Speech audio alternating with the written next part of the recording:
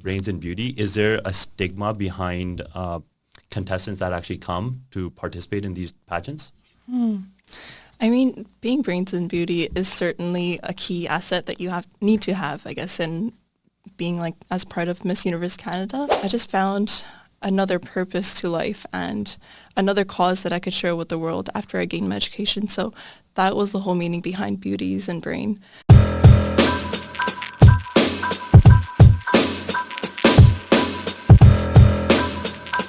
Rahul, welcome to the show. Today we got an awesome guest, Anmol Dosanjh. Exciting. All the way from the CHAWLA village. Is that right? Yes, you're right, yeah. So you're somehow connected with Diljit Dosanjh, is what I heard? Well, my dad and Diljit Dosanjh are from the same village, so I would say somewhat connected. But again, like I've only been there to visit when I was younger, and I've got some glimpse of his village and what his life used to look like in his childhood. But yeah, I guess like it's probably been more than 12 years since I've been to India. So oh, really? Yeah, that does need a refresher. That's awesome. Sorry, what's the address for this? Let's start off because I actually got connected with you through IG, just finding people for the show. And I always pass on the guest names and stuff like that to Rahul. So Rahul had an interesting question, and I was like, you know what, I don't know. I have no questions or curious about this. I'm like, you can just ask it on the show, and then we'll see where this leads from there. Yeah, I don't know. You want me to ask it? So the first question I asked it's simple. We can break it down even simpler. We don't have to, be maniacal or crazy about it. Can I make it a little bit? Can I just like bring it from here to like here? Sure, yeah, you can. Brains and beauty. Miss Universe pageant, right? Because that's how I found out about you, and obviously you're a lot more than that. I found out that you're getting your doctorate, you're traveling, you're volunteering, but the first thought that he had that we kind of discussed was how does it work with like brains and beauty? Is there a stigma behind contestants that actually come to participate in these pageants? I mean, being brains and beauty is certainly a key asset that you need to have, I guess, in being like as part of Miss Universe Canada. It's more about the knowledge you bring in, and with education, I believe you do gain a lot more knowledge, and you have a kickstart compared to other contestants where you have a lot more. You have a lot more about your purpose and what you want to share, what things you want to change. So I guess you find a lot more about yourself through the process of educating yourself and gaining that knowledge. So it was definitely something I wanted to do before entering a beauty pageant. I've always wanted to do a beauty pageant since I was younger, probably from the age of 5. Yeah. And I would say it's been like a lifelong dream. But again, I held it off till I had completed my education or somewhat a part of it. I wouldn't say I'm 100% done with my education, but I've certainly completed that one step of like the Doctor of Pharmacy program that I've completed, and I feel like I just found another purpose to life and another cause that I could share with the world after I gained my education. So that was the whole meaning behind Beauties and Brain. Yeah. So it's about finding out your why instead of just landing there because of appearances, because appearances do fade at the end of the day. You do need to have some sort of internal purpose for why you're there. You know what? I feel like some of the questions that we're going to ask and some of your answers are going to be so well rehearsed. Yeah. No. That was like a beauty pageant. That was very good response. I'm thinking about my internal response. Yeah. I've been meditating before I came here. Yeah. Because I want to touch on a few things like meditation, visualization, authenticity. Yeah. Because there's a bunch of key components that are made up just for you to get access or to show up and even interview for this thing. I just want to start a little bit of your kind of childhood. You mentioned something at 5 years old. Yeah. You had a thought that you wanted to be in a beauty pageant. Yeah. Right? Certainly. Where'd that idea or where'd that thought come from? I would say it's more of like God does send you with some thoughts when you're born, and it's about whether or not you take action to complete them. So when I was younger, I used to have a journal where I would write down like my thoughts throughout the day, and I still have that journal till now. I think I wrote in it till I was about 11 or 12 years old. And now when I look back at it, so many things that I've written in there have actually came true. So I was surprised to read about the things I've written in there and how come they became true, because I hadn't read that book until like last year, like when I was nearly done my degree. And just thinking about your manifestation, come to reality does make a lot of a difference. So I would certainly say journaling has been a key aspect of making these dreams come true. So that's one thing I would certainly say to everyone, like visualizing what you see yourself doing in the next like 10 years, 15 years, or in the future. I know everything can't be determined. Yeah. So some things come as you're working in life, and there's going to be obstacles, there's going to be roadblocks, and you'll have to change your path sometimes. But at the end of the day, it's about aligning with like what you really wanted to do has been a key aspect of like doing a beauty pageant. I often think like, is it your subconscious that trains your mind, or is it you that's training your mind? Because you're essentially you're just writing your thoughts and ideas onto paper, and then you're projecting them for the future. Yeah. And that idea that I didn't even remember writing this stuff down, but when I look back and seeing it, that's pretty amazing. So it just goes to show how powerful our thoughts actually are, because once they're embedded, they're going to come up.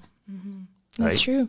No, I would certainly say that like your family believing in you has a lot to do with that too, because you could have dreams, but if somebody's always just pushing you back or underestimating your abilities, you wouldn't have the willpower to go through and make that dream come true. So my family has always been like my backbone and supporting me. My parents especially, they've never doubted my potential. They've never doubted that I could make any of these dreams come true. Instead, they've always just believed in me and supported me along the way. So that's one lesson I have for all of like the parents of children who want to chase their dreams, that just give your child a chance at life and give them a moment to be themselves. And your role should be to support them along the way. Your role shouldn't be to push them back or just pull them at one level that you've imagined them to be at, because they could be much more than what you've imagined them to be, right? So it's important to let your child just flow through life. Were there moments, like when did you tell them that this is something you wanted to do? Do you remember the moment, the age? Well, not a certain moment, because ever since I was little, like I would be enacting myself, doing modeling, like running a fashion show. Even let's say like after a shopping spree, I'd always put on the fashion show for my dad, and he always gives us nod of approval or gives me like feedback. Like a haul? You do a haul fair? Yeah. And then a beauty pageant has just been something that I've been talking a lot about. So they knew that this was something I wanted to do. And they guided me to complete my education first and not abandon it in the process of doing this. Right. Because if you think about like beauty pageants being kind of like a stepping up block, you always need to think about what's going to be your backup plan or what's going to be your plan B. For sure. And like education is something that I could always fall back on. So you know what the cool thing is? That's not even, I feel like the beauty pageants is plan B. Your actual work is your studies in your school. Yeah, so that's true. And now, I don't know, did the volunteering come into, because tell us a little bit about your background for schooling. Is it a doctorate? Is it pharmaceutical? What is it exactly? Yeah, so it's a doctorate in pharmacy. So in the past, there has been a bachelor's of pharmacy program, but this was a doctorate where we're learning more about like the diagnosis, the prescribing process as well. As you probably know, like pharmacists are able to prescribe to or now for up to 20 minor ailments. And there's a lot of different studying that goes behind it. And even with pharmacy, there's more pathways for your career options that you could take. You could be an industrial pharmacist, you could be a community pharmacist, a clinical pharmacist, or a researcher. So there's different roles that you could take upon this. And throughout my education at UBC, I've also been involved with a few like research projects where I've published studies in the Canadian Cardiovascular Society and also done presentations there. I've been involved with like finding out environmentally sustainable ways to prevent like medication wastage, and that's also been published recently in a journal. So I feel like it's always about finding your hobbies or what makes life interesting. It's not just going to be about school 100% of the time, right? You do need to find out what you enjoy in the process as well, because you do have to romanticize your life in a way, and you have to find out how to make things enjoyable rather than studying for like 12 hours a day. Yeah, that's interesting because you mentioned wastage in the medical industry, right? Yeah. So a lot of these pills and a lot of these medications that are made, they cost billions of dollars. And then that one pill will sell for either a few pennies or a few dollars, and then the markups just get crazy and crazier. Yeah. I guess it's to make up for all the trials and errors. So the wastage you're talking about, how are you circumventing the wastage in these industries? So the study that I had done was based in a hospital setting where there's like medications being sent to wards, and then afterwards, whenever a patient's regimen is changed, those medications used to be discarded. And we found an average of like over $4 million in wastage in a year. So that can be prevented by having like those packaged medications being returned back to the wards, and it definitely involves a lot of labor behind it too, which can be a barrier to like implementing that that method for recycling medications. But then when we incorporated that cost or that labor cost into saving like the medications, we still found there to be a positive benefit. So there wasn't any loss, even though we included that labor cost into that. So it's all about implementing it into hospitals where there's like a new method to recycle medications. And again, if it's a new process, there's going to be reluctancy, right? There's not going to be a lot of people who are open and willing to join your idea. So 100%. Yeah, I completely agree, because hospitals, they do run on taxpayer budget. Yes. And federal funding. So pushing that and saving money, we can actually push those funds elsewhere. Exactly. Right. I'm actually, I would say, probably a little more curious about your story and how you dealt with telling your family and everyone knowing that you're going to do pageantry. I don't know if that's the right word for it, but pageantry work, and then also medical. Because there's a lot to unpackage there. Like to go from finishing your degree to then telling everyone you're going to do a beauty pageant. Yeah. Like, what's the response like there? Well, I feel like for myself, life has always just rolled in a way where I've imagined it to roll out as. When I was younger, I used to think like, as soon as I finish my degree, I'm going to do a pageant. But I didn't know because I hadn't ever applied. So when I applied, there were months of interviews behind the scenes that I was doing while writing my board exam. And I didn't tell anyone until I received the acceptance, because there's always that chance that you're like, like what if it's a no, right? So why would I want to spread false rumors about a thing like this? So I waited until... It takes until... some of the pressure off too, right? Exactly. You don't have to tell anyone until it happens. And then like, by the way, I'm doing this. Yeah. It's pageantry work. So when I told everyone, I didn't actually see any negative, like any backlash. Really? Probably, like I might later on down the road, where you're trying to tell people about this accomplishment, but then they don't see it as an accomplishment. They just see it as something that you wanted to do. And then there's a lot of people who don't know the reason, like, or the purpose behind pageants. So it's always going to be kind of like a barrier, trying to tell people about what it is and trying to tell people like why I chose to do it. So I feel like in the future that might be something that I have to deal with. But so I think that's a good segue into my next question, which is, what is the purpose of a pageant? Yeah, so in a pageant, what happens is like there's going to be women coming from all different backgrounds and all different purposes. So my platform to go into the pageant was first of all, to discuss like women and their professions, so gender equality. And that plays a role where even in the pharmacy profession or any other profession, as I can see right now, that there's always going to be like an unacknowledged barrier to advancement of profession for women. And men may not see that as much right now. But behind the scenes, there's been like I would say kind of like a barrier between men and women receiving the same opportunities, even though they have the same education. So that's one thing that I wanted to discuss when I went for the pageant. And another was mental health advocacy. So as you can see in our brown communities, there's a lot of stigma behind mental health, and no one really wants to acknowledge that I'm feeling a certain way or I feel low, because they see that as weakness. So it's a foreign concept. Yeah, it is. It's not socially accepted when you're from back home in like South Asia, Middle East. Yeah. You're just supposed to bottle it all up, right? Yeah. That concept of mental health or talking about it and just getting yourself engineered or gear your brain towards sharing. Yeah. That's a foreign concept to our parents, our grandparents. Yeah. Like they'll never, like I've never seen my grandpa come up to me like, hey, today I'm feeling sad. Yeah. He says like, maybe he was never feeling sad. I don't know. Yeah. But we know that they've gone through troubles and turmoil, but also there's resiliency that is to be said about some of the hardships that they're holding back and not sharing. Yeah. However, like we now know that you should be talking about some of your stuff. Otherwise, how do you know that you're going to get better? How do you know you're going to like cure some of the stuff that's hitting you from the inside? No, I see that in our culture a lot because I would say like the meaning behind, like I would say the background of our culture comes from being strong, being a warrior, and just being very fierce in itself. So as soon as you try to bring your emotions into it, you may not see that fierceness in you, right?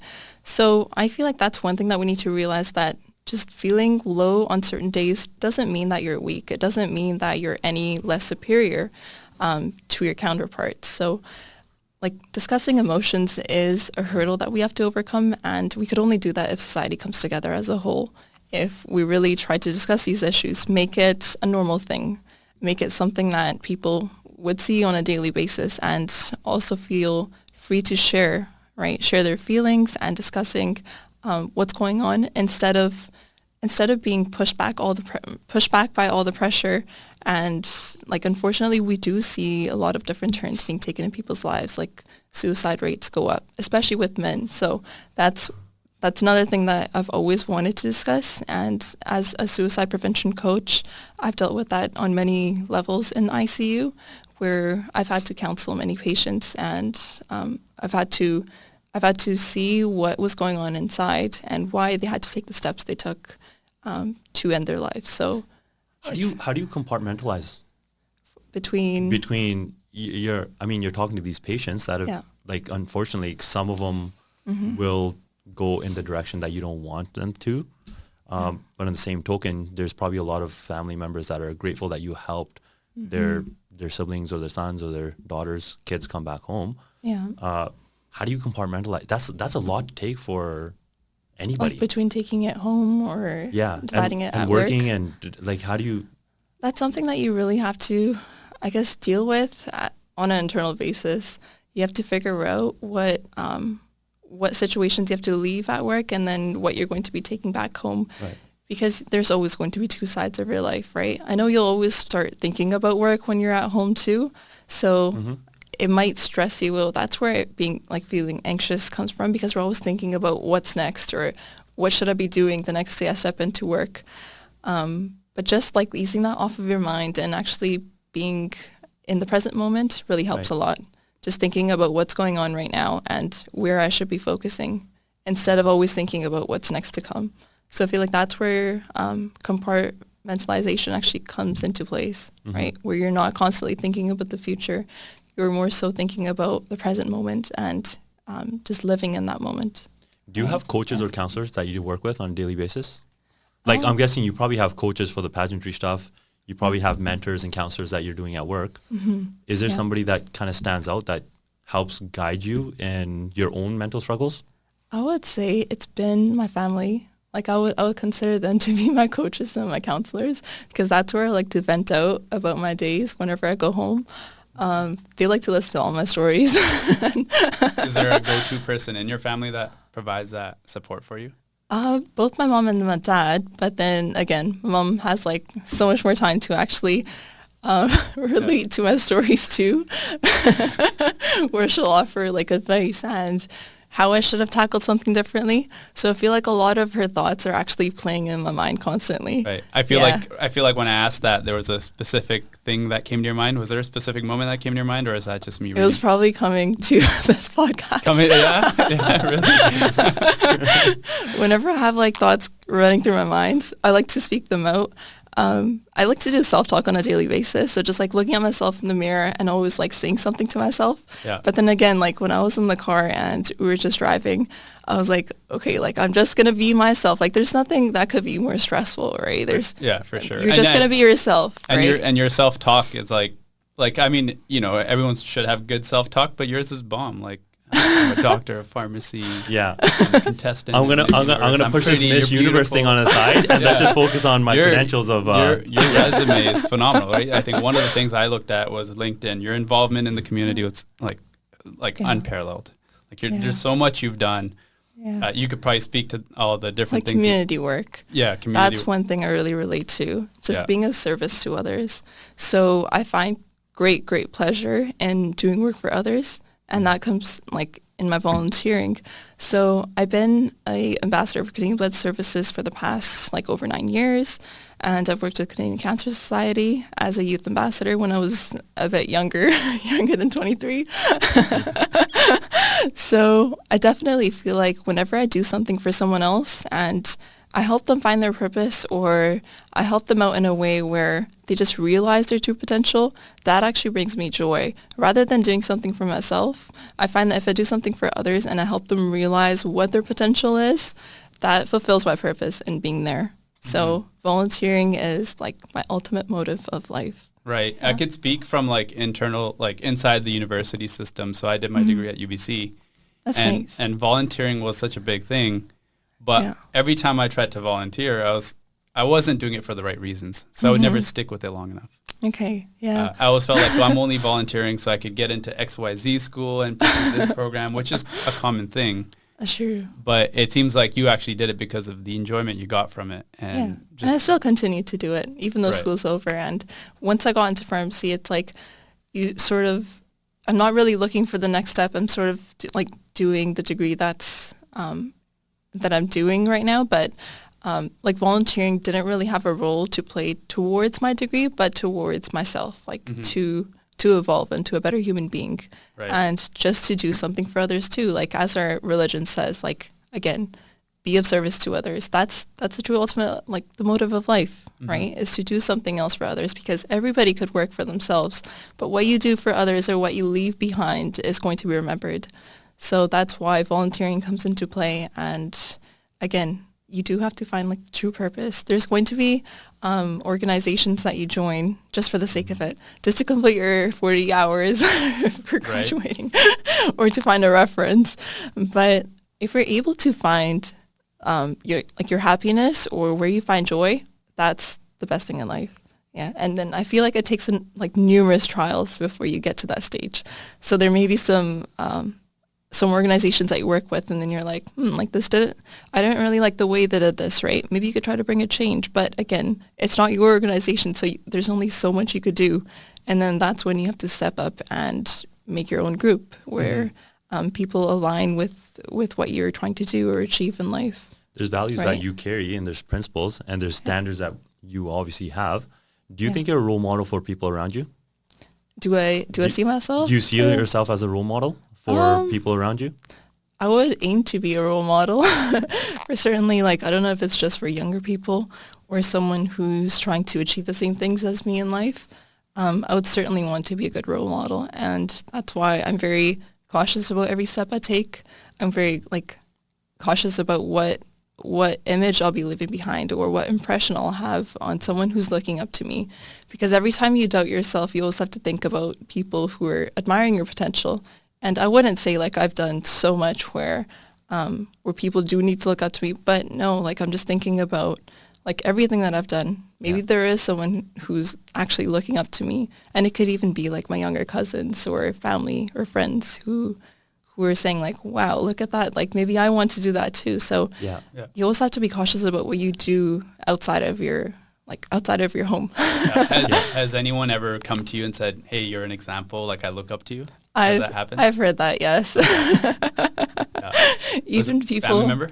Not necessarily. It was someone who's doing the same degree as me. Really? And I was surprised. I was like, what do you see in me? And they're like, no, you don't realize it, but there's so much that I see that I want to be like you do so much for others, and I want to do the same.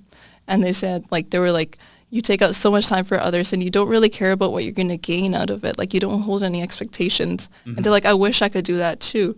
So I feel even your, not even your credentials, but maybe the way you act just leaves an impression on others. For sure. Right? I have a follow-up question to that. Do you think that's intentional for you, or is that just who you are? I think that's just who I am. Yeah. If that were intentional, that would probably be a different me all the time, right? But if it stays constant, then I would say that's just who I am. Exactly. Yeah. That's kind of what I figured is just who you are. Yeah. And there's no trying behind it. Right. Exactly. Yeah. Exactly. Sweet. I had a thought. What's your question? You're thinking. Yeah, I had deeply about something. my thought is, one is you're obviously doing the things that you love to do. You're helping people that you want to help. There's accolades and there's appreciation that you're getting from the people that are kind of following along with the journey. Is how do you gather enough steam to bring people along to create a bigger impact? You're doing all these things. Yeah. You're doing them on your own. People can just keep telling you and clapping for you. But eventually there needs to be a platform where you actually gather all of this energy and people will follow along. Do you see yourself as that leader type to start something, start a movement? Certainly. I think in the next few years, I do see myself as a leader, whether I'm working towards my cause or whether I'm working towards advancing my profession. Let's start with one cause. What's the one big cause that you're kind of working towards right now? Like, what do you want to help cure, help fix, or maybe there's something in a system that you want to change? I would say gender equality is one thing that I really want to fix. I don't know how long that's going to take or whether I'll get to solving 100% of it, but there will definitely be an impact that I'll leave along the way. And it's about more about finding out your why, right? Rather than how I'm going to do it. So once you find out your why, your how just becomes this big why, this big purpose. I still haven't figured it out. I just do things and I see what sticks and I'll just keep doing them. I'm one of those people that I don't know about your guys because I feel like you have a bit of a purpose based on our first meeting. Yeah. You have a good purpose. You're Let me find out about your guys' purpose. Well, we're being interviewed now. Hey, this is my podcast. Yeah, 180. I don't like to be the only one talking. I find purpose difficult for myself to define because there's all these ideas that I have. It's implementing them, and then I don't know if I have a structure to doing anything. So the purpose becomes is once I have an idea, if I can figure that out and streamline it, that idea, that project is done. We put it on the back burner and we just work on the next thing. So I've never kept a job longer than 6 months to a year unless I progressed in it. So eventually just me getting into real estate, getting into project management, that just happened because the job life was, okay, we're capped at a certain level and there's different markers that we have to hit within the bureaucracy of the company. So we're going to skip the corporate stuff and we're going to start working for myself. Yeah. And then obviously when I would talk about doing things for the wrong reason, I got in it for the money, right? And I realized... Which is fair. I mean, that's human nature. It's survival in a way. It is. Because everything was piling up and I thought, okay, you know what? I could help myself. I can help my family. I can help the people around me.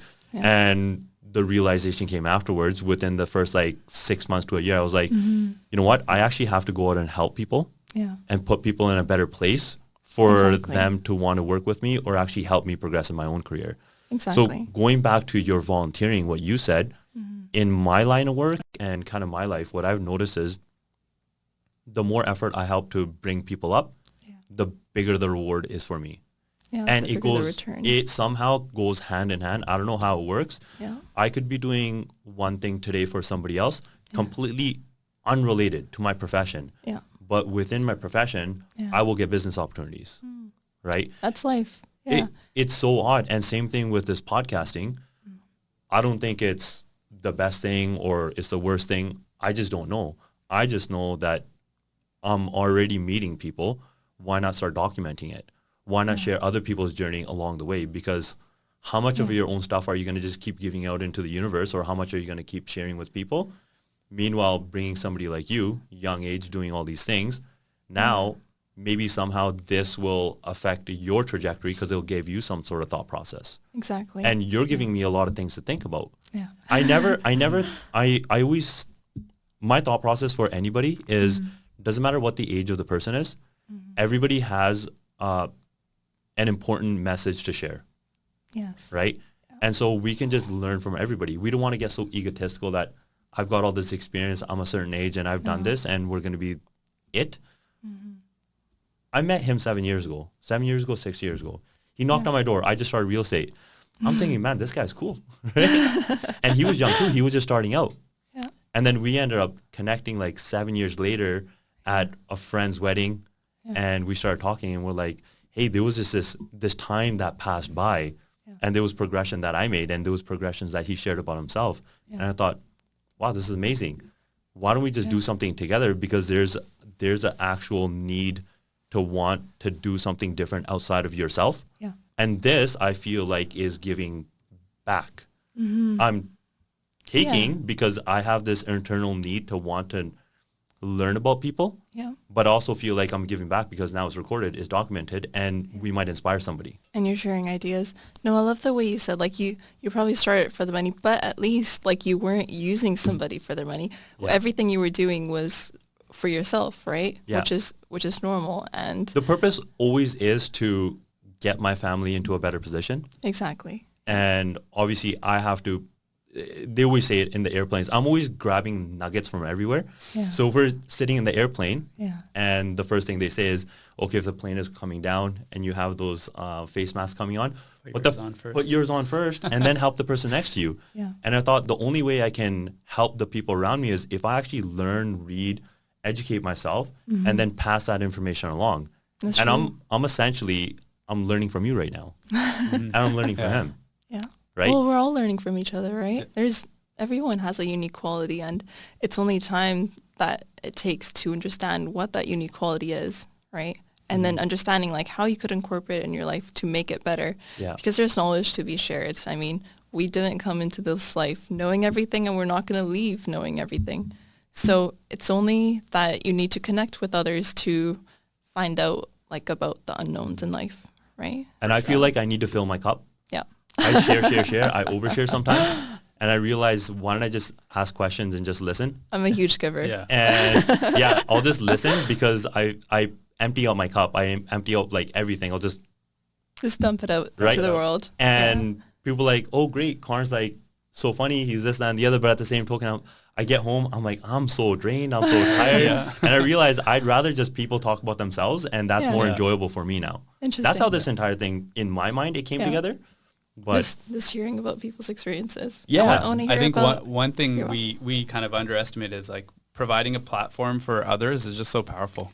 That's true. Like I think like so much. we think it's gonna go somewhere. I think we have like that belief, but for me it's just fun. I just do it because I actually genuinely enjoy it. I like hearing people's stories. I like because it opens my mind to different perspectives. Exactly. Like even just hearing you guys talk about, I could just tell business and art. Like you're more like in it for people and understanding. He's in it for people too, but through business. Yeah, that's true. And just kind of seeing and that's something that I might be joining on later on too. As I discussed with Karn, that I'm also working on real estate in the future. So that's something like I've completed my exams, but another profession that I want to see and take a look at. Again, like people would look at me and say like, why do you need to do that? Like you're already a pharmacist, just focus on that. But I was like, why? Like why not just expand my horizons and gain that knowledge instead of letting someone else decide for myself? I can make those decisions on my own, right? I appreciate so much that you said that because people are so convinced to live their life a certain way and you're already a pharmacist. You shouldn't jump into real estate. No. You shouldn't go into TV. You shouldn't go into media. And so I like that because I think you're willing to explore. And this is exploration for myself and Karn is we're willing to like, who knows, maybe we have a TV show in a few years. Hopefully. Yeah, we're putting ourselves, we're exposing ourselves. Our jugglers are literally exposed. If somebody want to come online and start attacking us, that can happen. That can happen. But what I'm finding now, just based on what we're talking about and the people that we're bringing on, I'm just running into people and they're like, I saw you on TikTok. I saw you on Instagram. And you've got some pretty amazing people. How did you meet them? We're not closed off to ideas of things happening. No. We went to that backstage or the concert, the festival. The Monsoon Festival a couple days ago. And again, we're hanging out with Gertej, guys that are musicians, artists, Daksh. I've seen Pav Daria. We're in the same room. We're hanging out with them. And I had this moment where I'm like, this is not a room I would have seen myself in. And it's a totally different field, right? Different. You wouldn't have imagined yourself to be stepping into that without actually being there, right? And just seeing Karn, maneuver the room too. Like he'll go and ask questions. Like he'll just kind of like find his way through the crowd. And I love that about him because I'm over there. I'm a little bit more reserved. I want people to come talk to me. And exactly. That's a little bit more of my stuff. But he's just like, hey, so what's your name? Yeah. I'm just like, let's just bring everybody together and let's see what happens. So good at that. And my thing is the more people you can get together with similar ideas and similar viewpoints. some idea will come, and Yeah. it's a selfish. I'm telling you, it's a selfish No. need to want to bring people together. I have a question for you, but that is Karn's superpower, is he has the ability to, and he projects his voice. Yeah. So if he's sitting there, like people across the room be like, who's that guy talking? Right. So, but that's Karn's superpower, is that he's super extroverted. He can talk to anyone. Yeah. Do you know what your superpower is? I actually don't know. Well, now you're making me think of it. I've never actually thought about it.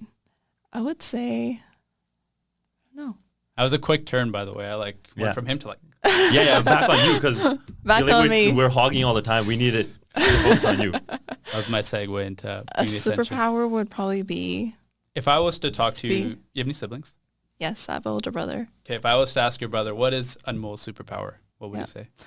He would probably see it. I don't know if he sees it as a weakness, but he would probably say like she's a huge giver. Okay. And I'm not boasting about myself here. Like he just sees myself as always trying to give my share to others. And then he tries to make me realize that, hey, like you need to keep that part for yourself too. Right. So I feel like I'm realizing that it's not actually a weakness. It's actually a strength, being able to share your own part with other people. Right. Because everybody wants to keep it for themselves, right? For It's sure. only about like realizing that, hey, this is temporary. Like if I share it with someone, Yes. maybe I'll get something else in return. Like, Yeah. and you're not expecting anything from anyone else. So Yeah. I would say That's- 100% that's a superpower. When you Because- remove self-interest, that's the Yeah. most important part. You remove self-interest and you take away the idea that you're putting somebody on a pedestal Yeah. and wanting something in return. Exactly. Self-interest is huge. Yeah. You remove it, you just let it happen, and you're Yeah. just giving from the heart. Exactly. It's always going to work out. And then another superpower would be like to believe in myself. So I strongly believe in believing in yourself, because the moment you let others decide what's meant for you is the moment you just lose complete power over your life. So you have to know what you want to do and why you want to do it, right? Just believe in your abilities. Like there's nothing hard about doing that, because this is your life. At the end of the day, you are responsible for recognizing like what's unique inside of you and what I need to do for others, or what I could do. Just like admiring your potential along the way can be a superpower in itself. So I Right. actually got a question just leading into that Yeah. is how do you choose your circle of friends or family that you want to Yeah. spend the most time with? Because I personally feel like you'll have family members that will just talk down on you indirectly, but then Yeah. you'll have them, they'll say positive things as well. Same thing with friends. Yeah. So how are you maneuvering your circle of friends from elementary, high school, university, now this beauty pageant? Like Yeah. you've had a different life along the way. Who's kind of tagged along and who's helped you? And that's a tough question, because I feel like for myself, mainly like in life, I've met a lot of people and a lot of people have gone out of my life, right? So there's always that like constant evolving or changing yourself into like a new role. And I wouldn't say that any of these friends have stuck with me from elementary. So at every stage of my life, there's always been like a different group of people. And I feel like it's about what you're into, like your path, right? Or what position you're in, where you mainly meet these people. And then as soon as you start changing your path, you meet a different group of people. Like common interests. Yeah, it's just common interest, sharing that with others. So I have a question. Are you friends with a lot of girls that are in the pageant business or in I've school? actually just met from school we did have like a group of friends where we shared that common interest, but then when I went into pageantry, there's another group of people that you meet. So I would say like don't ever like tie yourself back with people. I know like connecting with people is something that I love to do. I love to talk with others, try to know more about themselves. But if I were to limit myself just because of what my friends thought of me, that wouldn't be me. That would be like a shell that I'm trying to fit into. And I've never wanted to do that. I've never wanted to be just stagnant in life. So it becomes a bit tough when you have people who stop keeping up with you, or they sort of leave like when you're evolving, right? But then you do have to realize that like you'll meet another group of people, and never ever rely yourself on others. Like there's that certain confidence that you need to have in yourself where you can survive without having everyone like on your side. For Because sure. it gets lonely sometimes, but you have to figure out what you want to do. And you know what, like you're not just relying it on others to do that for you. Right. I Yeah. was, because when Karn sent me your Instagram, Yeah. and I looked up Miss Universe on Google. I saw there was actually a few South Asian contestants. There are. Were you surprised? I was surprised by that. I was surprised. You were I had no surprised. idea. Were you surprised? I was like, brown people I've never do looked into pageantry? it. I was like, Indian people are starting to do pageantry now? This Yeah. is so cool. Well, I mean, when you see in other parts of the world, like India, it's always been like a big thing. India and Philippines has always been big about pageants. But when you move this idea to Canada, you might not see it as much because here we're so like career focused, right? sure. We're always just looking at like what's going to be your career, what you want to do, never really about like your hobbies. So I feel like it's actually a superpower that you try to make time for these hobbies too. And when I met these South Asian women, who we became like really good friends with, I was actually really interested to know more about like what was their thought process, what brought them into it. What's their and story? What's their story behind it, right? And that actually opened my eyes to so many other things in life. I was like, wow, so it's not just me who's thinking about pageants. Yeah. There's more to it, right? They have their own path. And Yeah. And then fight. you certainly start seeing like the bigger picture where it's like more South Asian girls and women who are trying to break barriers, right? We don't really see much representation in that industry. And when you see girls of color who are coming into it, you see that we're trying to make a change. We're trying to shift a path. We're trying to open doors for girls who are younger, and we're trying to set more representation in this industry. So that's certainly in a way where I saw a lot of strength coming into place. Right. Yeah. How competitive are all these girls that you're going up against? Sabotaging each other. Yeah. I didn't see like 1% of like competition with each other. No? No. They're all very No. helpful? All very helpful. They like, here, have this donut. It's totally okay? Yeah. Do they do anything like that? Yeah, it's okay. It's fine. No. No? Well, they were always like very supportive of each other. Yeah. And we didn't see each other as a competition. I think we were all just competing with ourselves, right? right. In a way, we were trying to make ourselves better, trying to be a good human being, because the competition comes after, right? You're trying to see who you are as a person first. Yeah. If you're nice and if you're caring about other people, Right. you'll always find good people along the way. And like a pageant is just a step in life, right? If you were to self-sabotage or like Yeah. try to bring others down, you won't really see yourself going ahead in life, right? I feel like some of the main qualities and values that a lot of the pageantry women have is the compassion and the helpfulness and the volunteer work. Like Yeah. you have a long list of all the Yeah. places you volunteered versus everything else. And I don't know, did you Yeah. go through any of the other contestants to see what kind? Not as deeply as Anmol. I- She was our guest. Yeah. I was like, I got. I went through a couple of them and I was like, every single one of these people actually cares. Yeah. Yeah. Very Right. very Yeah. involved in the community. They're very for involved sure. in the community, and you're talking about breaking barriers. That's important. Yeah. If we just build more people, a lot of self-confidence, and just build people towards just helping the community and growing equity Yeah. within our own means, Yeah. it would be a game changer. Exactly. No, I certainly feel like everybody was there with a different story, and they were all doing something in their communities where either we're running like organizations, we're taking like even like teeny tiny little steps towards helping people, or just working on our cause. That really played a huge role behind the reason for why we were there.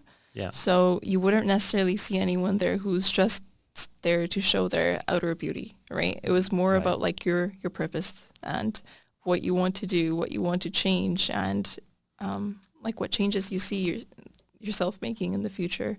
So I certainly thought that everybody was there for a reason. There was like a deeper meaning behind it. Mhm. Yeah. I have a Yeah. question. So you probably haven't been asked this question before.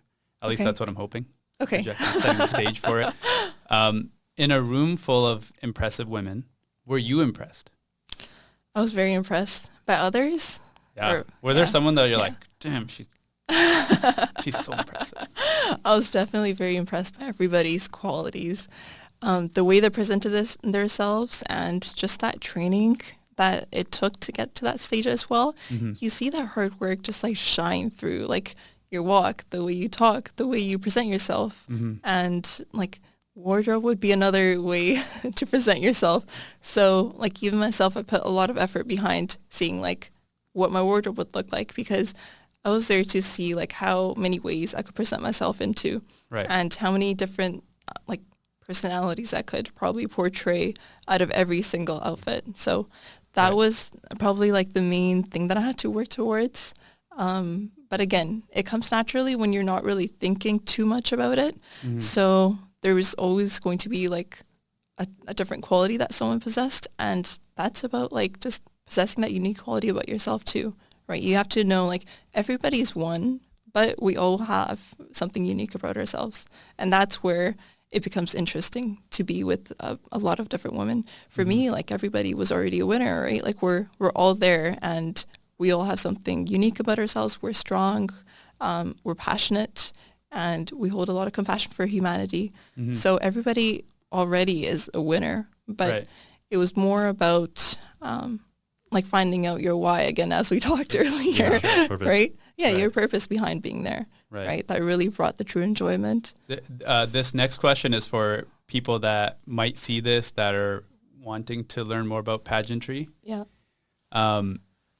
Is it like an application process? Is it a tryout process? Like, how does that work? There certainly is. Yeah. Okay. Do you want to talk a little bit about that? Well, you would be judged along every step of the way, right? Yeah. But that's where it comes to refining down who's going to be making like being a part of this or not. So I actually saw in the news, there was a one-liner that said there were around 8,000 women that applied, and there were only 58 who were there at the pageant. And this is across Canada? Wow. Across Canada. Yes. 8,000 people applied. 8,000 people who applied. Wow. Yeah. So throughout the process, there's a lot of interviews that you have to do. First of all, about yourself, and then secondly, about your purpose, right, for why you want to join this, and then thirdly, about what difference you're going to make at the end of this, and why you would continue working towards your cause, even if you don't win the pageant. So. Yeah, there was definitely like a lot of interviews that went towards that. A lot of like, I would say, building your portfolio. And when it came to the selection process, like there was a written biography that you have to like an essay? submit by you're yourself. You're used to that. Yeah, used to that. Yeah. School does prep you for that. how important is looks in the application process or the tryout process? Is that like valued pretty high in there or not really? I actually don't know what the criteria that's set for that is. Okay, do they look at your height? And they're like, They do look at your height. They do, hey? Yeah. Okay. They look at your age. Yeah, all of it. There's the age, I'm guessing the entry, like minimum age and maximum age? Like maximum age is 28 years. So you do have 28? 28. Yeah. Actually, you could build up quite a resume if you're 27, 28 and you go and apply, right? Yes. And then ever since they made the change last year, now like married women, women who have been divorced and women who have children, they can be a part of it too. Before that, it was just unmarried women who haven't ever been engaged. And so it's even becoming more inclusive. It's becoming much more inclusive. Yeah. That's cool. Yeah. So this is fascinating because I've never looked into it or heard anything about it. So I was like, honestly, the part of your resume that really I probably gets most people's attention was this part, because I understand the school system pretty well, but it was this part that I haven't had. Me actually know. I know we're going off topic, but which degree did you do at UBC? Biochem. Biochem? Yeah. And that was probably like, you basically did a major in biochem, right? Did you also do a dual degree or? No. None of the biochem always stuff. I was just like degree and done. So arts are like just, I don't know, I guess like business into real estate too.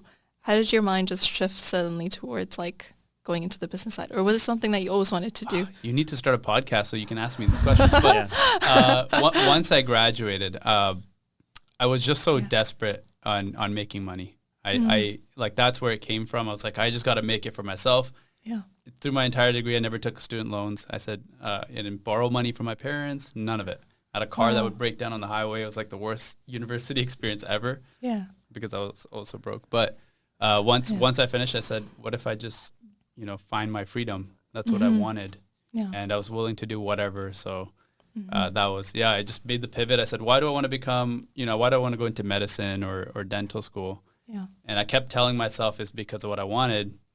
But I just cared, I think, primarily for status or income. And I said, once I gave up those things, I was like, let me actually do what I want, and that's freedom. And I just built off that. One portion is society telling you what we're ingrained in us, what our parents and our family want, versus what you actually end up choosing to do. For sure. And then there was moments, like you talked about this earlier, where you would journal or you were talking about it at like 5. Yes. Yeah. I just remember moments of seeing like entrepreneurs sell businesses And I was like, why can't I do that? Like, what if that's what I want to do?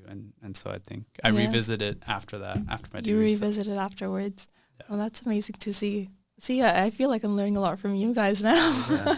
Came back, it was full circle. Yeah, it's a full circle. Yeah. You're now on the Anmol podcast. I'll be interviewing you guys. Yeah. We'll be going more into depth. Yeah. I want to, so there's obviously parts of your thing that you got to prepare for in life, right? One of them is composure. Yeah. Right? Yeah. Do you think your acting school has helped you with composure and having better conversations, or is that something you're naturally just good at? Well, acting school has definitely helped me with my voice projection, and that's something that, that was really interesting. Voice protection? No, voice projection. Projection. It comes natural. Don't worry. It comes natural projection. I'm just... Another thing that I love about acting is like how one person could live so many different lives. Like whenever you step into a different role, you're suddenly living a different character's life, right? Mm-hmm. And that's a unique feature about acting. And that's what really drew me into it. It's more about like seeing yourself from another person's point of view, right? Or just seeing life through another lens, right? So without acting, you're sort of just living life as you, right? I'm just going to be Anmol for the rest of my life. Whereas if I'm stepping into different characters, different roles, I'll be seeing life from a different point of view every time, right?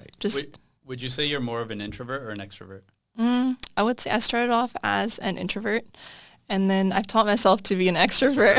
Okay, so there's two things. One is introvert is like how you get your energy, and extrovert is within crowds. You thrive.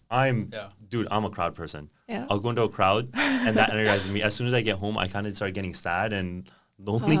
Really? And the idea like, oh man, why couldn't... And I get a major onset of FOMO, where I always tell myself, I've just parties like weddings and all that stuff, or culturally, there's just always so much stuff to do. I'm like, there's 11 o'clock, I got to leave the party because after 11, I don't drink. Yeah. Right? I'm not that type of party person. Same I like with me. dancing. There's a and I was like, after 11, nothing really good happens except for the onslaught of people going over the top. You know how you learned how to project your voice? We got to teach them the opposite. Yeah. Does acting school teach that? Yeah. I don't know, man. I wish, but no. Joking. And then I'll There's no need down, to suppress that part of yourself. But do you get energized just being alone, or do you get energized being in groups of people?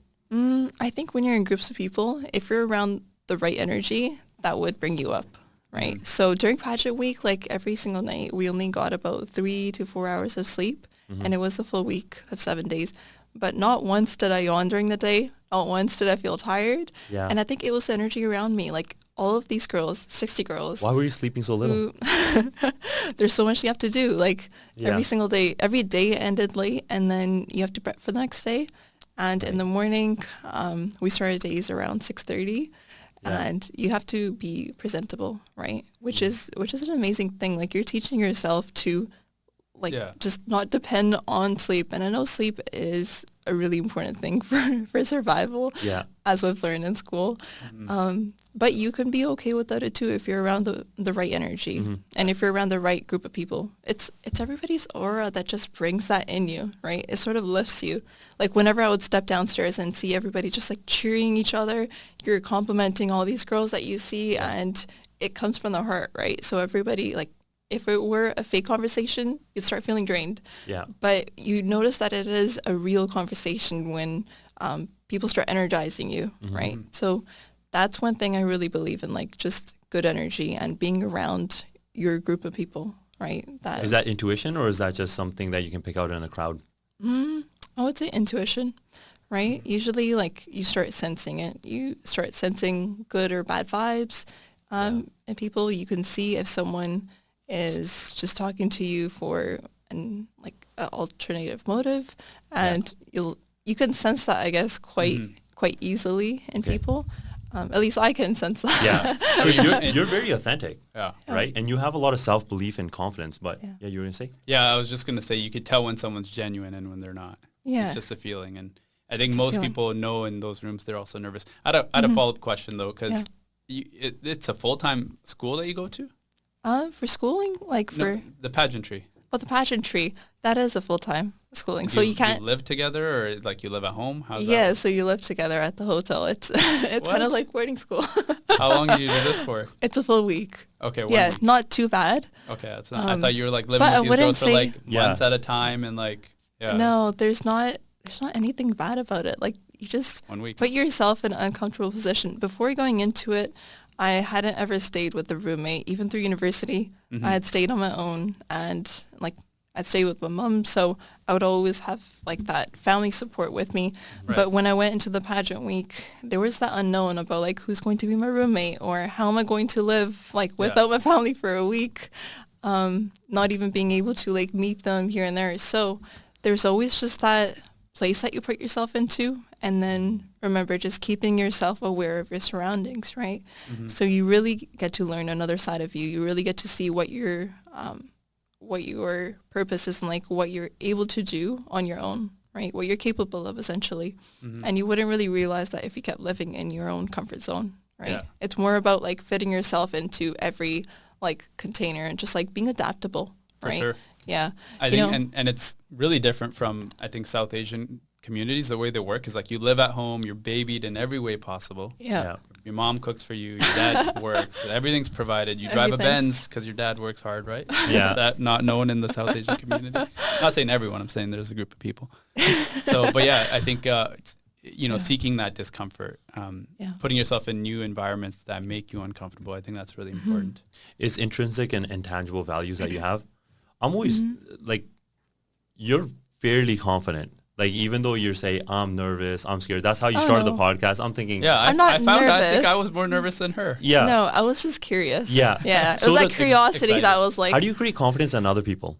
in other people? Yeah, how do Well- you, like, you already know that you're confident. Like, we already know that we're confident. I'm not a confident person. I was a kid sitting in the back. I didn't want to talk to anybody, couldn't make eye contact. Yeah. Not until, like, my late teens that I was like, oh, actually, I'm 6'1". I play Right. basketball. I should be confident. I should be able to talk to people. And I read books. But where does your confidence come from? I think that in life, everybody has always just been in that pretending stage, right? Whether you realize it or not, like whoever you take a look at, we're always just pretending, right? Yeah. You're pretending to be a certain person. You're pretending to know something, but inside you're questioning yourself. You're like, I better do this right, right? Or I better not make a mistake.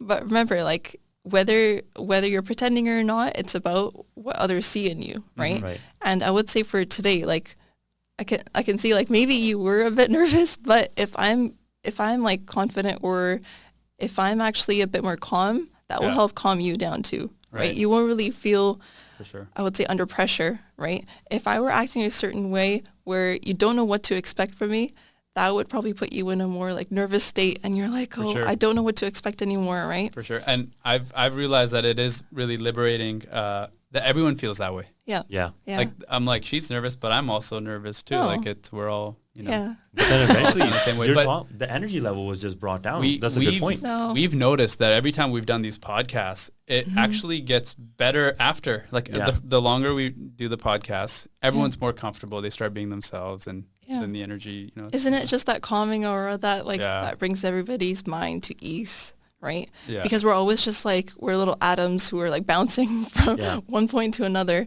Yeah. But as soon as you start realizing like the energy is going to be there, right? Like we're sitting in this room where our energy is only shared between us, right? Yeah. Maybe the atoms are bouncing a little faster, but Right. again, at some point you start to realize there's a common ground for this, right? Exactly. And the And that energy's not leaving, the energy's not coming in, but it's all that we have to share right now. And that it's a safe Right. environment. It's a and safe there's environment. No No. threat. You speak a lot about energy. It sounds like you've done some inner work, that's what they call it. But like, does a lot of your belief system come from spirituality, or Yes. you want to talk about that a little bit? Yeah, sure. I start every morning with meditation. Okay. And again, like I start it with prayers. Meditation looks different for everybody, right? For me, it looks like doing my prayers for 10 minutes at least in the morning and just figuring out like what's my purpose for the day? What am I going to be doing or accomplishing? If you don't start with that, you're going to be in a constant sense of like urgency and you're just going to be kind of nervous about what's next. When you know that you're prepared for everything that's to come, you are confident to start the day with like a head start. So that's one thing that I always remind myself of. Doing a lot of breath work helps a lot too. I didn't need to do any today. But remember, like, that's just a part of human nature, right? Like calming yourself and like having that self-talks like really, really helps. Yeah. So if the next time you're feeling nervous, just go into the bathroom, like look at yourself in the mirror and talk with yourself, right? Can you give me an example of what you say to Let's get yourself some in the positive. mirror? Let's get some positive No, affirmations. Seriously, someone will I see think this it's and- just answering questions inside of your mind, Gotcha. right? Yeah, just asking yourself questions like, why am I nervous? Or like, what is it that like is bothering me right now? And then you start telling yourself that, hey, like you have gotten here because of a reason, right? You've done like this and this. So this is what you've done in life. And there's a reason why you're here today. And there's nothing to be nervous about when you're just going to be sharing about yourself, right? When you're just looking at yourself in the mirror and saying, I'm going to make yourself proud today, right? That's when that confidence comes, or that's when that like self-belief comes into play, right? Yeah. I can see. Yeah, I want to just make for a it. comment. I can totally see how you got into counseling or helping people. It's because your self-belief is so high that it just can't be shaken. It doesn't seem like to me like it could be shaken. I'm sure people can say mean things, but really the belief and the confidence is already there that like what else is like, what are The you going to... moment you let others like say things to you and then just the moment you start absorbing what others say to you is the moment you just give up on yourself, right? Yes. Your mind has to be your power. So the minute you let others decide what you're going to be thinking is the moment that you've just lost that battle within yourself, Yeah. right? So Have you had a quarter life crisis? a quarter life crisis. Not been exposed to that yet. No? No. Yeah, okay. Like rock bottom? You ever had a rock bottom moment? Probably not yet. I don't know. Maybe it comes from a time to time. Maybe like every day I have like a rock bottom moment. Yeah. Life's actually not that hard. Yeah. I life's think not about that it. hard. Like my grounding comes from, I got a roof over my head. I've got electricity, running water. Yeah.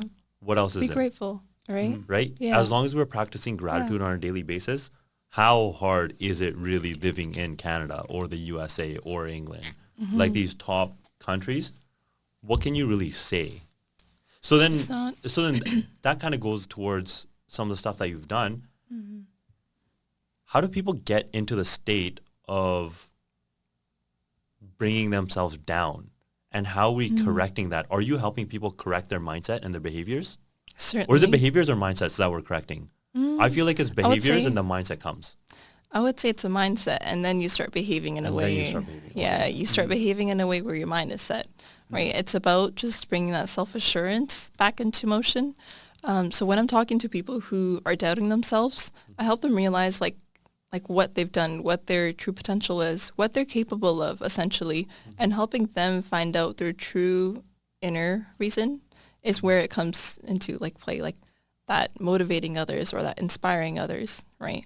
When you live to aspire, you can certainly inspire other people around you, right? So, That's interesting. yeah, I'm always thinking put people to work and then eventually they'll just get it. maybe that might be, well, But that's just for me. Yeah, That's yeah. just That myself. probably that works might for be a you, yeah. method. Yeah, that might be a method that works for you, Yeah. right? And there's nothing wrong with it. If it works for you, it works then. Yeah. do you like one of the things that I've done, and that's where the question comes from, is I'll look up a particular YouTube video that gets me motivated or inspired. Have you done that before? Or do I've you done do that in the past. Okay. Yes. I think I've done that probably like most recently before going into the pageant week. Yeah. Yeah. Just trying to hype yourself up. Yeah. Do you remember the person in the video at all, or? I don't remember, except like it was a very enthusiastic voice Okay. that was loud. That was like, it was trying to push me like to my limits. Yeah. So, I think it was probably an athlete. as an athlete, yeah. Yeah. Yeah, Do you good have any story. athlete role models, or do you have any authors or books or like Or just presenters role or leaders models? that you... Role models in general? Yeah. Who do you look Role up to? models in general. Yeah. I think it's anyone who's been in that position of like self-assurance, right? I really look up to Priyanka Chopra. That is one role model that I have, because like looking at her, like, whoa, she's a woman who's done everything, right? She's been into arts. She's always writing her books. She's always motivating others. She's done pageants, right? That's where she started from. And she hasn't left that behind, right? So you just really see that she was true to what she started off, and she's completing it till like every single day of her life. right? So when you see someone like that who's still working on their cause, you're like, okay, that person is genuinely concerned about it, right? Right. So you see her breaking barriers all the time. And I don't know if you've heard of like some of her interviews where she says, these are 11 reasons why you should get up every morning. And then she discusses them, and it is motivational. Yeah. So if there was somebody dead or alive, is Priyanka Chopra your go-to, or do you have somebody else in mind? Someone is dead or alive. Yeah. Whoever you want to talk to, let's just say, everything's on the table. You Yeah. can talk to anybody in the world. Well, one person is like God, right? Yeah. So when I read like Gurbani, and I'm a person who follows Sikh culture, I'm pretty sure you guys. Yep. I'm not making any assumptions, but like my belief with God has just been so strong. Where whenever I read, whenever I do Bhat in the mornings, I always find that one line that just fulfills like my purpose for reading it, and I'm like, okay, that actually answered all my questions, right? The God actually says, like, don't worry about the unknown, right? Just worry about like what you're doing and what your purpose is, right? And then you'll find out what to do, right? It's interesting that you said God, Gurbani, being a Sikh, right? Yeah. I find that a lot of leaders and a lot of people in very high positions that have a following or are pushing people in the right direction, it's always God is at the top, family is next, and business. Yeah. And that's kind of the order that you've mentioned of like your belief system. Yeah. Is that something your parents told you to do, or is this something that you just picked up on your own? I think my parents have always been like very, they've always believed in God, just guiding the way for them. And I feel like this is something that I realized on my own, because I'm someone who doesn't know how to read Punjabi, but I found like English translations that translate to the Punjabi words. So I've been able to read it, even though I was faced with the barrier that like some people are like, oh, how would you end up reading it? But no, you certainly can find a way if you have a will, right? Where there's a will, there's a way, right? Sure. As we say. So I certainly started like praying every single day, probably from the past like more than 6 years now. And I feel like it solved every problem in life, right? Whether I believe it or not, but even every doubt that you have inside of your mind is certainly just like cured by that, right? Yeah. Yeah. So you find that there's no rush for you to complete certain things if you just leave your faith to it. And God doesn't say just leave it up to me. He does tell you to take action too, right? He wants you to take action so that you can meet your purpose in life. And that's something you have to take into your own hands, right? Like there's people who I've seen who are just relying on what's next, what's written in my destiny, right? It will always happen. But no, I say you need to walk towards it, right? You can't just wait for destiny to knock on your door, right? You have to walk towards it. You have to make that effort. That's the only way God will actually show you that way, right? You just ask him to show you the way, and then you need to take those steps on yourself. Or give you the strength to open that door, right? Give you the strength, right? Yeah. That's the one thing that I always kind of focus on in the morning as well, is God, if I don't know the answer, just give me the strength to push through that one barrier. Yeah, that's all I ask for. Just give me the strength. Yeah. I don't need to know the answers. They'll just come. I'm in your hands, and I know I'm just taken care of. It's blind faith. You can call it blind faith. You can call it belief, whatever it is. But sometimes just not knowing, that's important for me as well. Yeah. Yeah. Not knowing the answer to everything. No. It's really important, actually. Yeah. I try to. Part of this journey that we're going on with podcasting as well, we have discussions sometimes of how are we going to take this? How are we going to interview people? What's the message we're trying to give? And the more I try to prepare, the more I'm like, I'm just confusing myself. I just really just want to come in and talk to some people. It's not even winging it. We know what we are here for and capable of. And there's always like a progression ladder. And after a certain point, that ladder, once it's kind of like you climb up a certain point, we're going to meet people that are going to teach us differently and be like, okay, this is the next step. This is going to come from our social circles, any type of groups that we're going to be joining. And that stuff is just coming. And then like I'm just relating back to the thing that you said, like whatever you give comes back to you like in a multiplied way. Oh, right? 10 times. Yeah, 10 times, 100 times. So it's always important to give back to people as well. As much as you want to receive that knowledge from them, it's important that you give back without expecting anything from that person. Like life will just reward you in its own way. Yeah. Right? Yeah. Now that your schooling is done, what do you see yourself, because you mentioned that you would want to try to take on more of a business role. Yeah. So what's the big business aspiration? Is it opening up a company? Is it consulting? Are you trying to be a leader? What's the thought process behind that? I would say being a leader, like in your own steps, right? Where I see myself is definitely advancing my pharmacy profession in the coming years, where I'm able to work with like a group of people who are like-minded and who are equally motivated to, find out their purpose or like why they want to continue doing this. And again, I'm always going to be working in service of others, right? Yeah. That's a main part of the healthcare industry, is working for others, making other people feel better, right? So no matter what role I take on in this, whether it be a clinical role or industrial role, I certainly want to do something for others where I enhance their life, where I help them just optimize it, right? So, I had a question. Yeah. This might be a little bit controversial, but self-belief, assurance, confidence, and then there's medicine or medication or things to actually help you overcome certain ailments or problems, right? How do you find a healthy balance between those two things?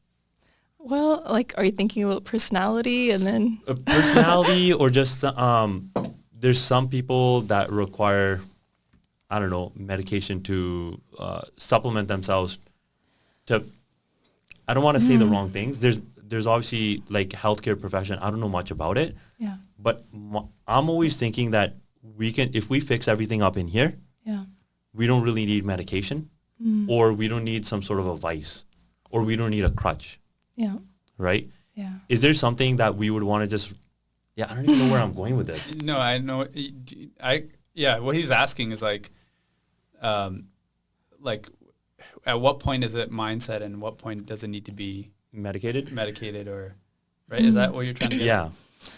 I would say it's different for every patient, right? And again, that's why it becomes so controversial because It's very controversial. as like a pharmacist, I would say I'm on the side where I see people who need help, right? And I see like you're trying to treat the patient at the end of the day, not just the numbers, not just their lab values, right? So when you're trying to treat the patient, you're trying to see like which medication would actually enhance their life, right? Rather than bringing a harmful effect to it, right? That's where we see like benefit versus harm, right? And we're also trying to incorporate a patient preference method into every decision that we make, right? So it's not just the healthcare professional who's making the decision, it's a patient, right? The patient decides what they want to do in their life, what they expect to see out of the medications they're taking, right? So you do have to work with the patient's expectations about medicine and then advise them. That's a patient practitioner. Patient-centered way. Yeah. That's a patient-centered approach. I think we had a naturopath on our podcast, and her approach was very much catered towards like, every treatment needs to have like a mental portion of it where you're kind of helping them understand. You're helping them understand their Because preferences. Their values. lot of it is very psychological in nature, right? Yeah. That's cool. Yeah. That's cool. What do you do for fun? For fun?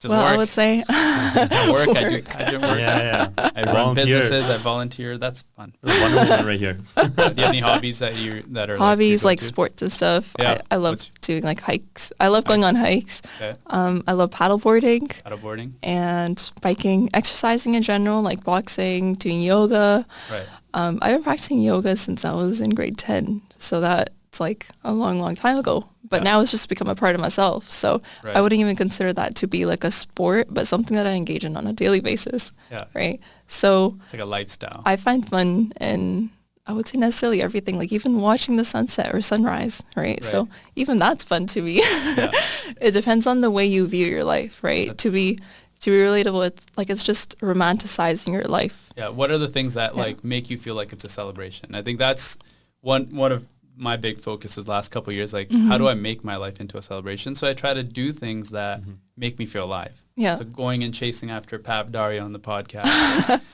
Vintage, let's go home. We went backstage, we snuck in. Like I do a lot of the stuff. No, there was no snucking in. There was no sneaking around. It's a little secret. I think that the true pleasure for you probably came into like pushing yourself into uncomfortable positions where you're acting almost as a curious kid who's just stepping into like these tunnels and seeing like, oh, what does this lead into? Or what does this lead into? Right. So you're always trying to see what the unknown is, right? And that's where you find your joy, right? So for me, like I would say celebrating milestones in life is always going to be like a time where I share with family, right? Where, you know what, like food is probably a big thing in our culture, or we're in my family. As per se, like we have to cut a cake for every occasion, anything, no matter if it's like a small thing, no matter if I passed an exam, no matter if I just like, I don't know, got my license, or I came back from a pageant, somebody's back from a vacation, let's cut a cake. Like everything's going so well, so why not just celebrate, right? So I feel like a lot of people miss out on just celebrating these little moments in life. That's where you have to find out like what is my purpose, right? There's nothing bigger than actually spending time with your family, right?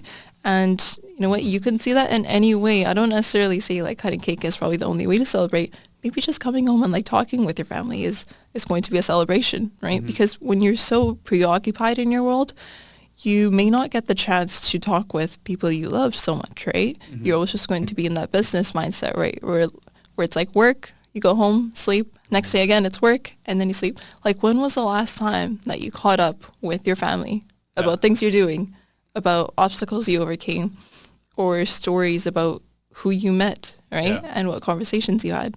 This one rings true like quite a bit because I have a naturally very like obsessive personality. So if I put my mind on something, like I can work 16 hours and like that's true and not be phased. And I think a lot of people struggle with that. So for you, do you have like a way like that you ground yourself and be more present, or? As you mentioned, like that hour, that time mark. Well, I feel like I've probably been like awake for more than 36 hours at a time. Like when I was in school, it was all the way from like going to practicum and then studying in the evening. And then I was also taking acting classes, which were based in Mumbai. So they took place at 1 to 5 a.m. in our time. So I fit in like 2 hours of sleep. And then I would again like go back to my practice. So it's always just like shifting your mind into these different positions, right? I know you have a question. I do. I have a follow-up to that too. I actually... No, I'll let you finish your thought. Yeah, I want to just add to that. So I actually stopped stopping myself. Yeah. I don't know if that makes any sense. So if I had the desire to work 12 hours, I just let myself do it freely. Yeah. Because it was like my body was almost telling me that you're trying to do something, you're fighting with yourself. That caused so much, suppression of this energy. There's always going to be that push and pull if you're trying to fight with your schedule versus your mind. Yeah, 100%. Right? So sometimes now you have to realize that like some things aren't necessary. Yeah, and now it's like, this will sound terrible on camera, but like sometimes my grandma calls me like 3-4 times. I just like, I'm working. Like that's all I want to focus on right now, and I'll call her back. That's wild, man. I am totally the opposite. If I got an 8-hour shift and I know I can get it done in 1 hour, I will crank through it in 1 hour and I'll take the entire day to myself. Right? You've probably noticed that when we went to the beach and stuff, like I was getting anxious. Like I got I know, because I'm like, not really wanting to enjoy it, right? Yeah, because the first thing you asked me, like, how's your day going? I'm like, well, I got up and I just made a bunch of calls because I know my day's so packed that if I don't hit my targets for the day, I'm not going to get paid. And in real estate, you're not getting paid for 90 to 120 days, right? No. So unless there's a constant effort put towards your business or your work, nothing's going to get accomplished. And I think time blocking is very important. I've gotten better at that now than I have in the past. Yeah. No, that's something that you have to learn, right? Like what works for you and what doesn't work for you, right? Yeah, and this is when you ask me like, well, you have a thought. My thought is, okay, you must be super good at time blocking because your school, your drive, your sleep, your homework, and then you have these acting classes in the middle of the night. Yeah. When do you take time off for yourself? Because you're pushing it towards other things, right? Yeah. Or is that energizing you, like doing some of these things, like actually putting... I get drained. Yeah. School and homework. I think that is taking time for yourself, right?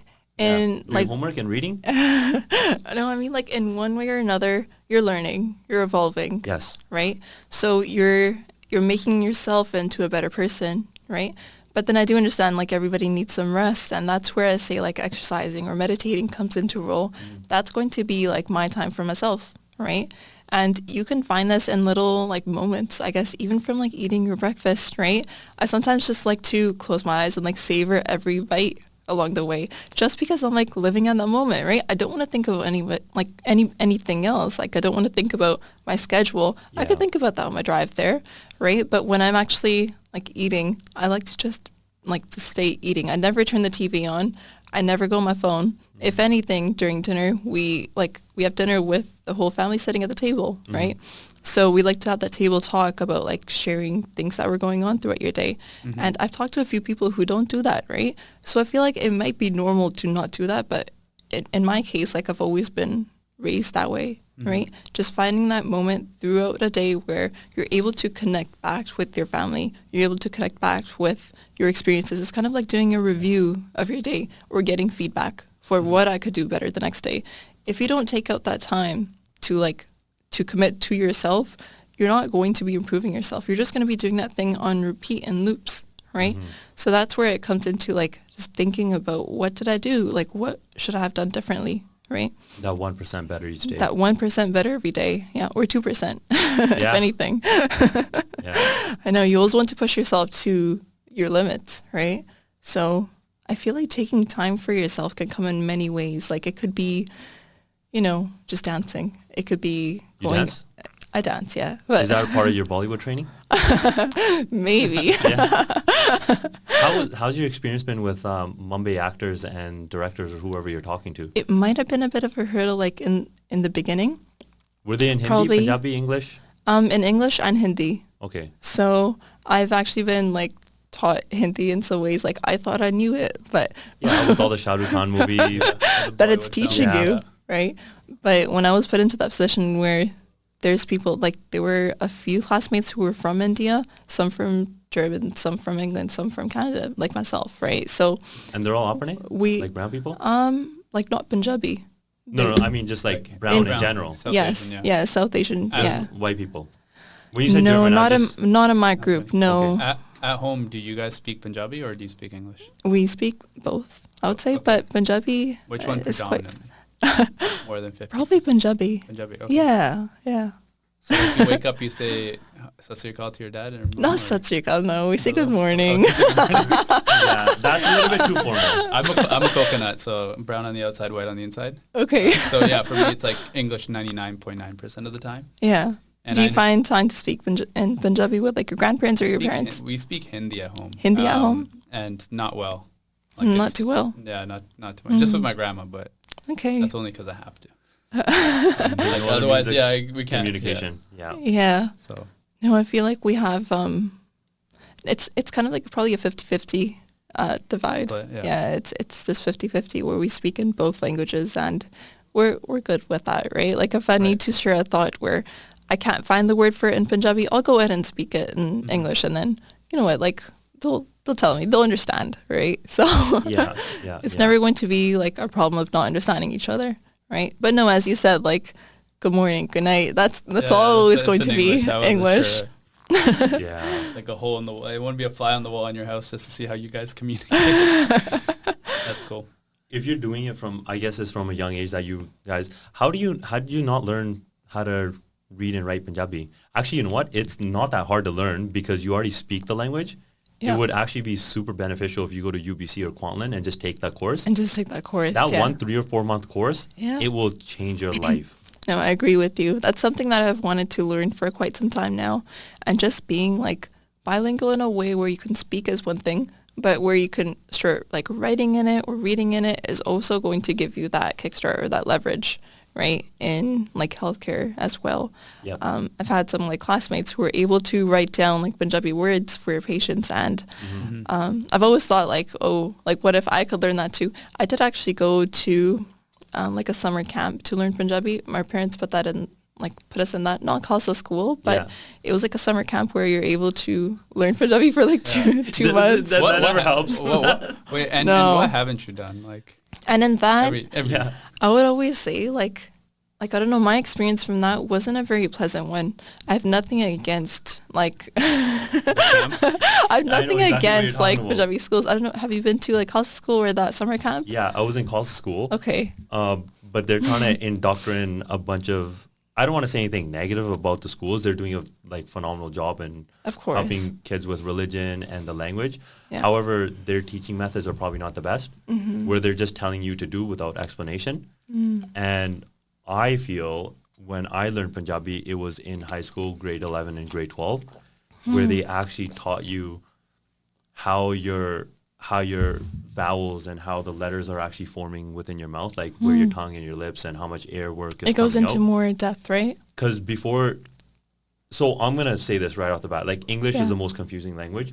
There's way too many exceptions to the rules, right? Yeah. They say there's only 26 letters, except when we start adding double E to make an E sound, but we can add an I or a Y.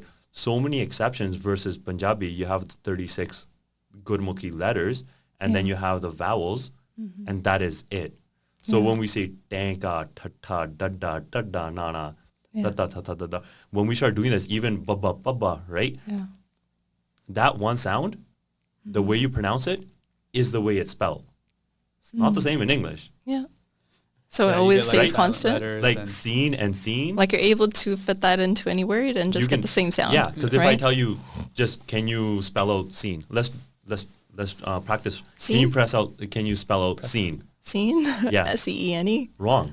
Yeah. You should have actually asked Or me. Like, S-E-E-N. Yeah. it's, scene. yeah. So it depends which So one. yeah. it depends on what is happening Yeah. versus in Punjabi, if we're saying a word, that is the word. Just your pronunciation has to get better for you to write it out, That's true. right? Yeah. So I don't think it would be difficult for you. I believe I think in that's something I'll have to step in into 2 weeks. sooner than later. 2 weeks to 4 weeks, Yeah. you'll have the alphabet memorized. Yeah. And within that period, when you start going through the vowels and start putting words and forming words together, you'll be reading and writing in no time. Yeah. Yeah.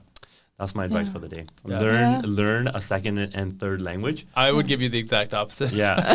I say learn different multiple. reasons, yeah. And It helps you though, I think, even just navigate different rooms and crowds. Because There he's are. like, we There went are. to the festival, he's speaking Punjabi, and I was like, Yeah. yeah, I didn't understand most of it. because there's certain feelings that we can get by speaking in Punjabi. We just cannot hit it in English. Same thing That's with true. Hindi, same thing with French, same thing with Spanish, Yeah. right? Yeah. When I'm talking to a lot of my Spanish-speaking friends, Mm-hmm. they get so animated. Their tonality is going up and down. There's a lot more gestures. Yeah. And That then when they that sound? transform into English, Yeah. I'm like, what happened to you? How did you get so boring? Yeah. Right? It's just It's not as entertaining. But then obviously it depends on like what culture you're from as well. Yeah. Right? Yeah. Culture It makes a big probably difference. applies in reverse too, right? English being translated into a different language. Like they Yeah. probably, you know. Yeah. Exactly. Yeah. No, I've taken some Spanish courses in school, and like you just learn like the different sounds to make like that, right? Like that from coming from That, behind yeah. your throat, right? Yeah. Or The rolling of the eyes. yeah, the Yeah. rolling of the eyes. So it's always going to be like expressional, right? Yeah. About the expressions you put behind it. Yeah. But I don't know if maybe we don't realize it in English, but there is some sort of like tone that we give out, right? Somebody else may notice it.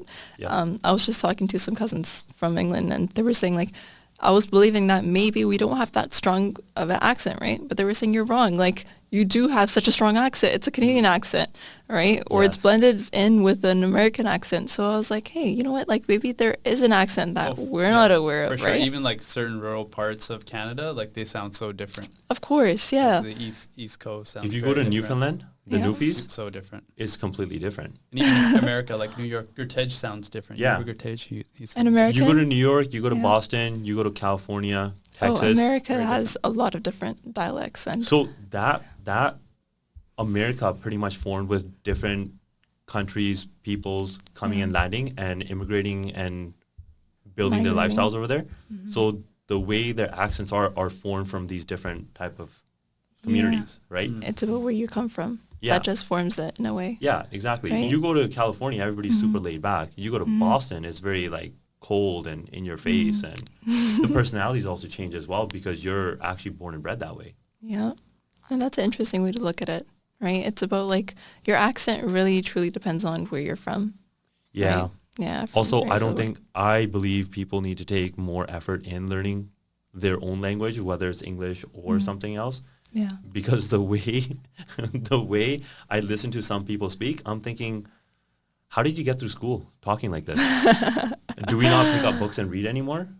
Yeah. Why are we adding all these filler words and adding Yeah. just obscene things. I don't know. I think texting has a big role to play in that, Everything's right? short form, condensed. Yeah, all of our slangs, all of our short forms, abbreviations, like sometimes you're not going to be noticing it, but you may use the word not gonna lie or to be honest a bit too often. I think I use that a lot. Right? Yeah. A bit too often. And then we just see like maybe it was from texting that I wrote TBH too often. Yeah. Right. Okay, And- now speaking with the English language, Yeah. you want to write a book, a children's book. Yes. Okay. Tell me about that. Well, to tell you more about that, a children's book won't really have, sorry, do we have time? 5 minutes? Okay. Okay. Go for it. Yeah. I guess talk about like what's next and talk about the book a little bit and what Yeah. your plans are. So for the book, a little bit, it comes from inspiration with my time spent in BC Children's Hospital and in the oncology unit, where I was dealing with like a certain group of children who were there for maybe more than 6 months in a hospital, and they were spending like at times years in the hospital, right? So one thing that I really saw was like, how can we help their families and the children deal with illness in a way where they're able to cope with that stress, they're able to deal with all of that like anxious feeling that comes into play because they don't know what's next. They don't know when they're going home, or even when they were brought into the hospital, they weren't prepared for spending those months in the hospital. Like their life suddenly changed. And by writing a children's book, I want to focus on helping these children cope with it, right? Cope with their own illness or a family member's illness. And it might be more of like a picture book where my audience is going to be children who are in the age group of like 4 to maybe like 7 years old, and then incorporating words that are easy to understand for them as well. And I always say like pictures do convey 1,000 words, right? So when I go more into the developing process of my books, I want to have pictures that illustrate a whole meaning behind every picture. So it's not going to be mainly word focused, but I'm hoping for it to be like an illustrated book, right, for children. And I want it to be an avenue for people to use when they're dealing with stressful times in their lives, right? So that's my main motivation behind writing these children's books. So, That's amazing. Sweet. So Yeah. books are next for Anmol. yeah, Possibly going to pursue some sort of a business, yes. potentially. There's Potentially. acting in the mix. There's acting in the mix. You'll see me in 1,000 different roles. Yeah. YouTube channel coming soon. Podcast coming soon. I just threw that out there. Maybe. Or just even documenting some of your life of Yeah. just your journey. I think the book idea of having a blueprint of what you did, not a lot of us get to see behind the scenes of how these books are actually created. So if you have diagrams and pictures Yeah. of all these things that you want to put together, that'd be Okay. cool to compose and then just eventually Certainly. release so Yeah. people can get an idea off of what you're doing. Like a book about my biography? life, Like my a biography. Not of Yeah. your, no, just Yeah. specifically that book, your life. I mean, Yeah. both lambi umar hai. Like Yeah. we'll figure out your life in I was 50 like, years that's from now. probably too soon. But I'm talking about specifically the book. Yeah. You have a actual blueprint of all the things that you wanted in the book and all the things that you added and improvements. Yeah. So- So now I put that out into the world. Now it's just time Yeah. for me to take action. Yeah, exactly. Yeah. And find the right audience and find out where it'll be getting published and who needs it the most, mainly. Right. Cool. Yeah. How can we help you Perfect. before we kind of end the segment?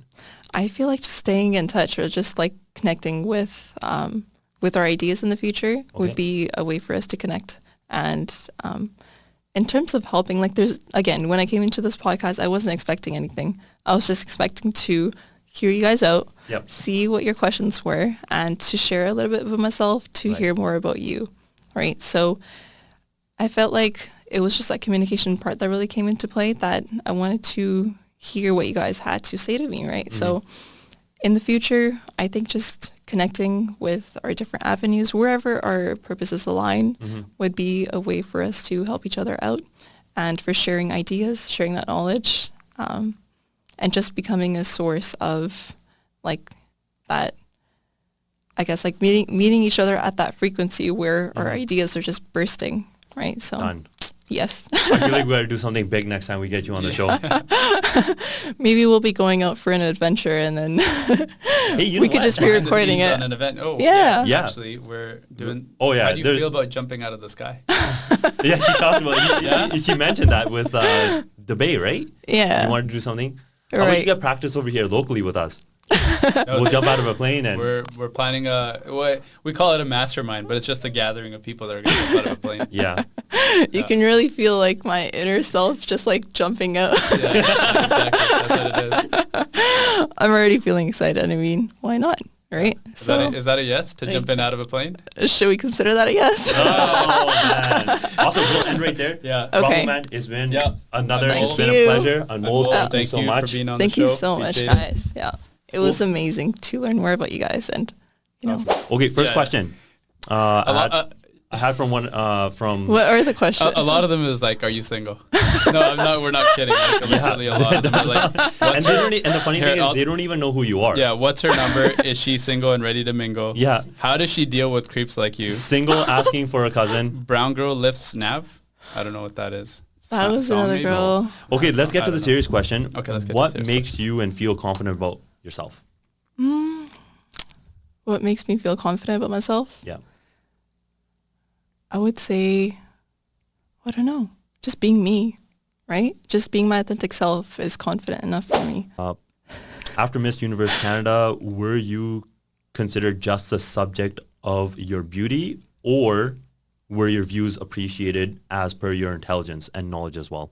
Oh, certainly my views were appreciated for being who I am, not just for outer beauty. And again, as I mentioned, inner beauty is what's going to be lasting for a lifetime. Outer beauty fades. It's not going to be a constant in your life. So always focus on what's going to stick with you, right? So I feel like a lot of people did see me for my purpose and connected with me because of my story. So that was where I saw myself. One of the questions is like, how do you deal with the pressure of being on stage and being, seen? I think that when you're on stage, everything just numbs out. Like the lights, they blind out all of the external noise. Yeah. You sort of have to tune yourself into that. You have to see yourself as that character who's on stage. She's confident, she's fierce, and she's there for a reason, right? So whenever I do like walks or runway shows, I'm always just thinking about who I am and not because of like what these people think of me. Because at that point, I would just be doubting myself at a certain point. And again, be confident in yourself and stay true to who you are, right? So I feel like that certainly just blocks out all the noise for me. That's awesome. On Yeah. that note, let's wrap it up. Let's go. For anybody that wants to connect with Anmol, what's the best way to get a hold of you? You can certainly follow my journey through Instagram, and my IG would be Anmol Dosanjh with a double L. Okay. You'll find a lot of entertaining content on there.